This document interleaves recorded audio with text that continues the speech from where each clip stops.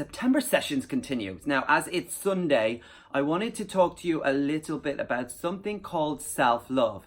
Now, this is not taking yourself to the bedroom and doing naughty things. No, this is all about being uniquely you and enjoying that matter of fact. So how many times in the last month have you actually done something that is for you, with you, and nobody else? Well, this is what we call a little bit of self-love, and something that doesn't necessarily always come as easy to us as we like to think. I like to imagine my life as a big cluttered box, and sometimes all the wires get crossed, all the things get mixed up, and every now and then we need to do some things to make sure that everything is reorganized and that we are beginning to self-love a little bit more. So one thing you can do, have you ever thought about the idea of going on a date for just you? Or maybe just spending the day with just you? What would you do? If that's something that scares you, then I really do encourage you to do it, just because of that fact. Step outside your comfort zone, go on a date, go to the cinema, go to the theater, go for a walk, go and do something that you like to do for you. That would be step one on learning how to self-love. Step two is a really important one, because then you need to start talking to yourself nicely. There are a lot of things that we say inside our mind. Remember, you are not your thoughts. There are a lot of things that we say to ourselves inside our head that you wouldn't say to your worst enemy. So start being kind to yourself. Change the language you use when you describe yourself when you look in the mirror. Every morning when you're doing your teeth, or you're brushing your hair, or you're drying your hair, make sure you change the language and start saying nice things to yourself. It sounds silly, but it's so powerful.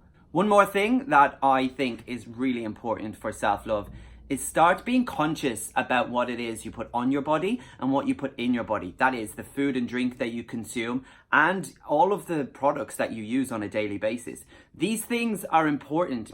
And when you eat good food and you drink good drink and you drink plenty of water, that means that you are looking after yourself. And if you're looking after your insides, you're looking after your gut, and that then reflects your mindset and makes you feel better.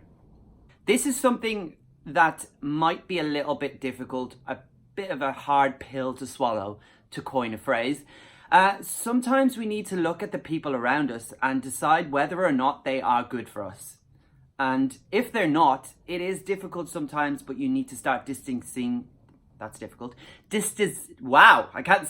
Distancing yourself from the people that are not good for you. Ending toxic relationships is the best way to move towards self-love. So if there's something that is just not good for you in life, start looking at it and start looking at ways to change it, because you have the power to change the things around you a lot more than you will lead yourself to believe. One thing a friend of mine said to me a couple of years ago was, can you describe your perfect day?